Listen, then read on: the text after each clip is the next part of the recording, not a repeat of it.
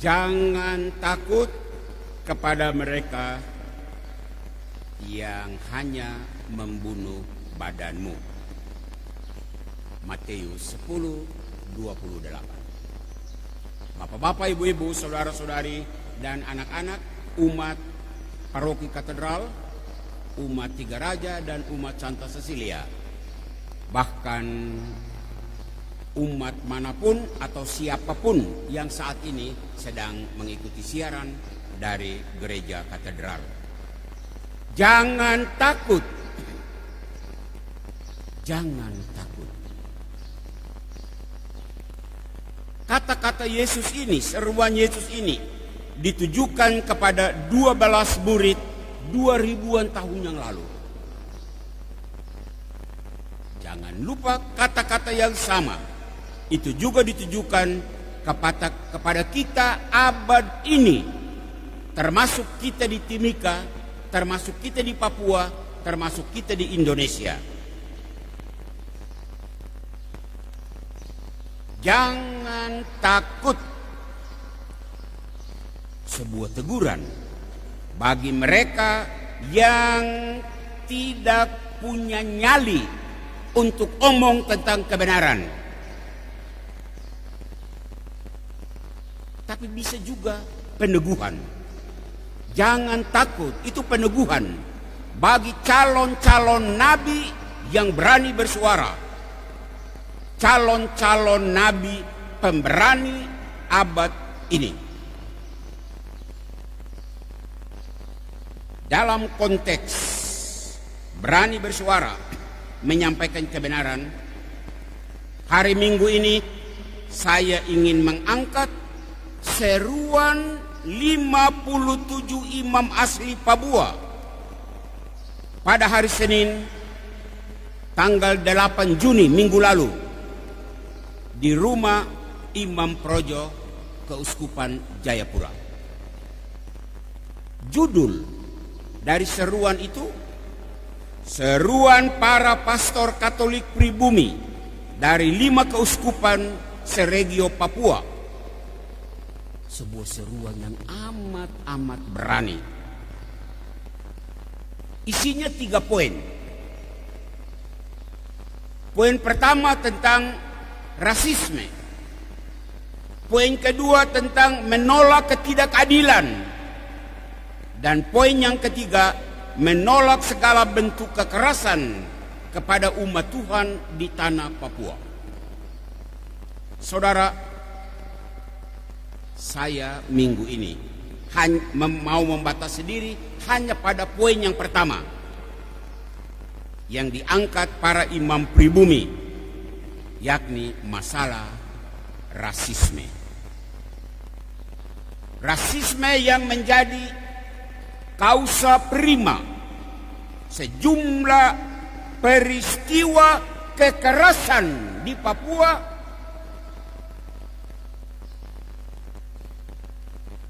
peristiwa melawan ketidakadilan. Kita mulai rasisme. Menyangkut rasisme, saya berangkat dari kasus pemicunya, yaitu kasus Surabaya 16 Agustus 2019. Mahasiswa Papua diteriaki monyet. Ayolah, coba dengan kepala dingin dan akal sehat, saudara coba renungkan.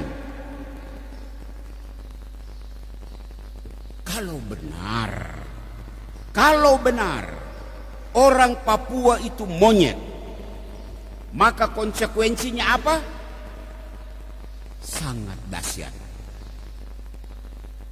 Di sini saya mengikuti semua yang ada di Facebook dan saya mencatat isi Facebook dari seorang anak Papua.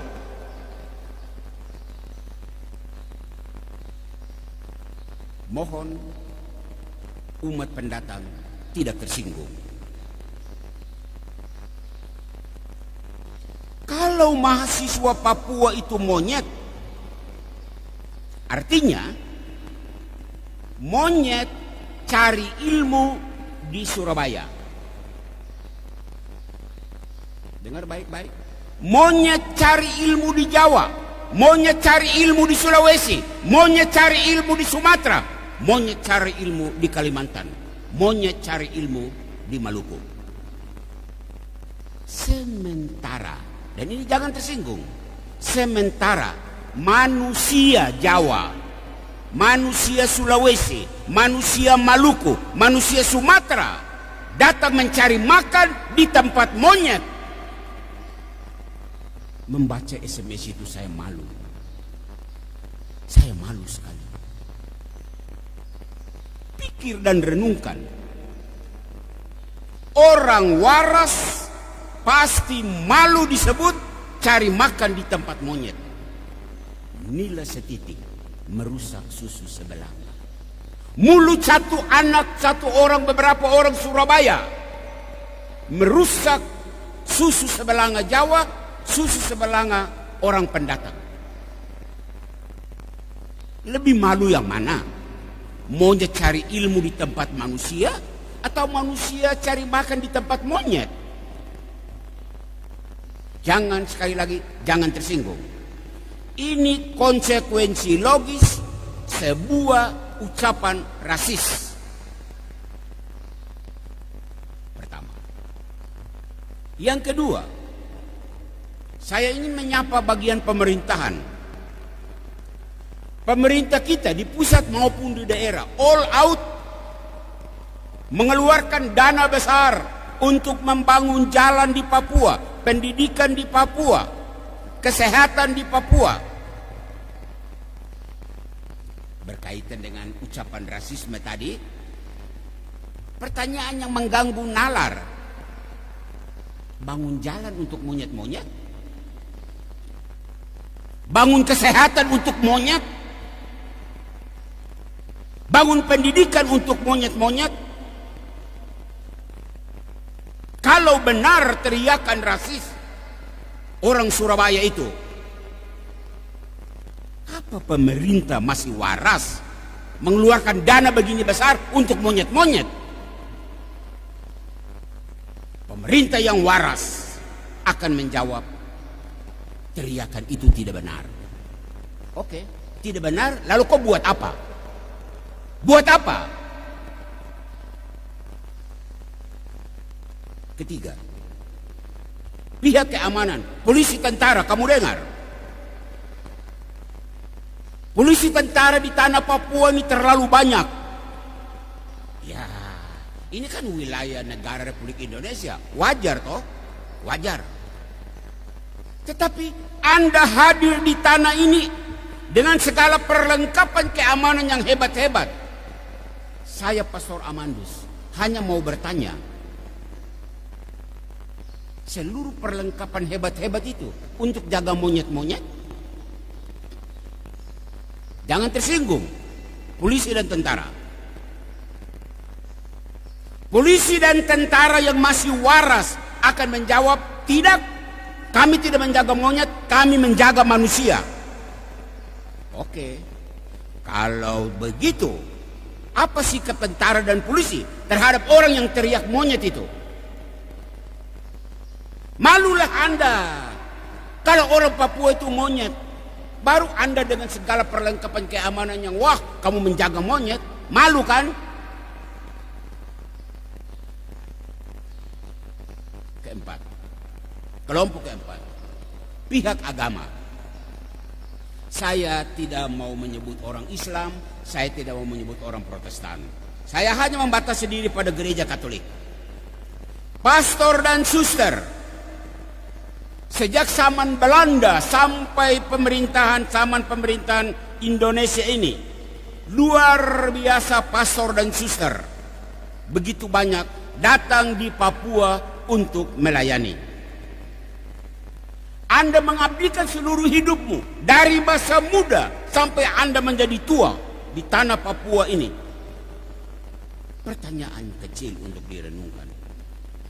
Apakah Anda petugas gereja pastor, bruder, suster, Anda melayani monyet-monyet? Sebelum pastor, suster, bruder yang lain menjawab, saya Pastor Amandus mau menjawab. 36 tahun saya mengabdikan diri sejak masih muda sampai rambut sudah putih ini di Papua. Saya tidak melayani monyet. Saya melayani manusia. Manusia Papua. Saya sedih kalau disebut orang Papua monyet. 36 tahun saya tidak melayani monyet-monyet.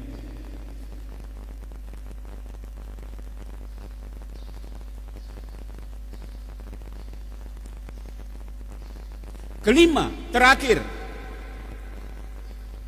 anak cucu guru-guru perintis. Kamu pasang telinga dengar baik-baik. Kamu pernah mendengar cerita dari kamu punya orang tua, kamu punya tete nenek, pertama kali datang di Papua tahun 20-an, tahun 30-an. Mereka bercerita bahwa mereka bertemu monyet-monyet. Apakah kamu mendengar cerita bahwa orang tuamu datang mengajar monyet-monyet? Tidak, bukan? Kalau tidak, anak cucu perintis, jangan diam. Buat sesuatu dong untuk saudara-saudaramu orang Papua. Di sini gereja Katolik yang masih waras, gereja harus membantah. Masa gereja bekerja keras hanya untuk melayani monyet-monyet? Saudaraku yang terkasih, Bapak, Ibu, dan anak-anak, kalau semua pihak tidak setuju dengan labelisasi monyet untuk orang Papua, lalu mengapa selama ini kita diam? Mengapa? Bagi orang Kristiani, Katolik maupun Protestan, hari ini Yesus bersabda di dalam Injil, apa yang dibisikkan ke telingamu, beritakanlah itu dari atas atap rumahmu. Matius 10:27b. Syukur pastor-pastor pribumi Papua yang berjumlah 57 orang, minggu lalu mereka sudah bersuara. Kenapa hanya pastor asli Papua bersuara? Karena gereja tidak bicara, karena gereja besar ini diam, maka anak-anak Papua bersuara. Di mana suara petugas gereja yang lain?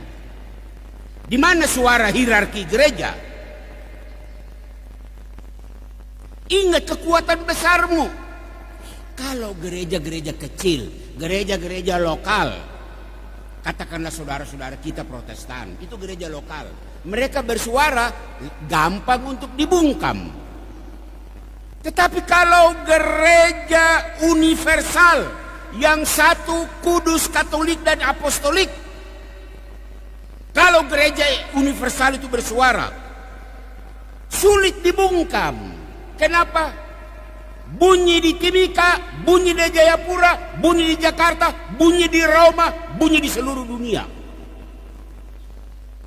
Pakai kekuatan ini, pakai kemampuan ini untuk mendampingi saudara-saudaramu Papua yang terhina, yang dihina, yang tergeser, yang digeser. Ini bukan hanya masalah orang Papua, ini masalah kemanusiaan. Orang Papua itu manusia. Nabi Yeremia dalam bacaan yang pertama tadi kita dengar, Nabi Yeremia menjadi tokoh inspiratif.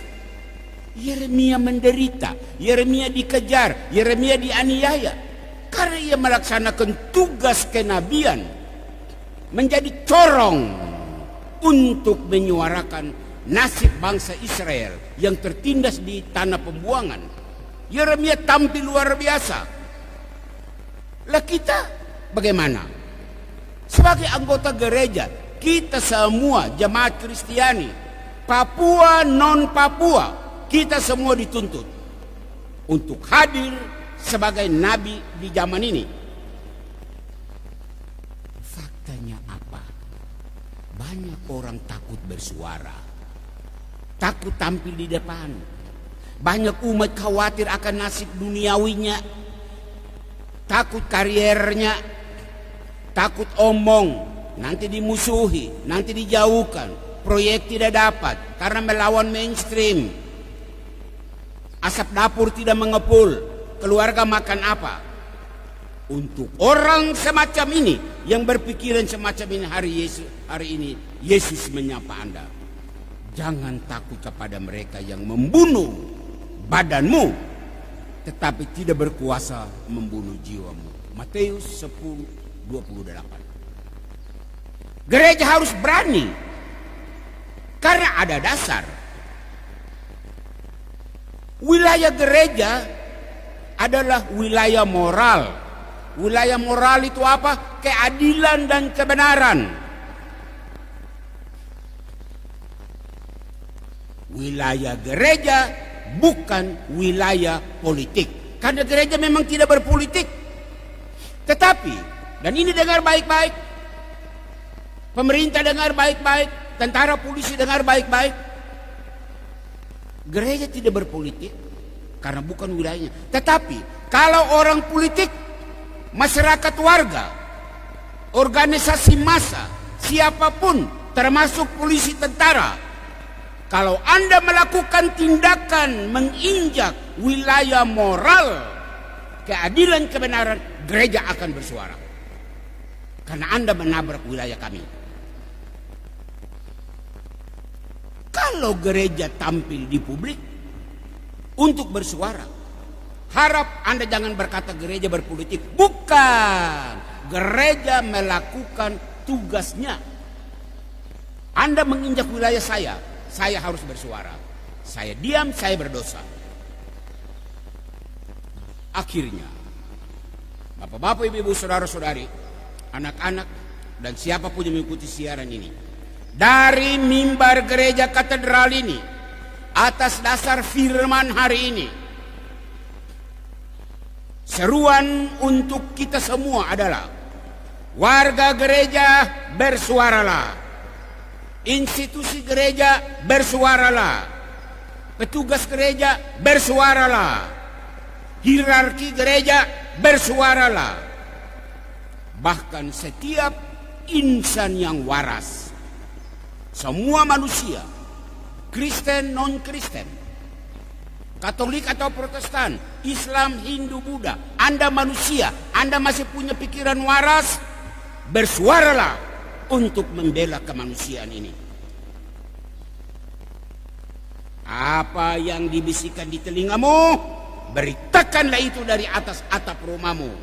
Sabda Yesus hari ini di dalam Injil.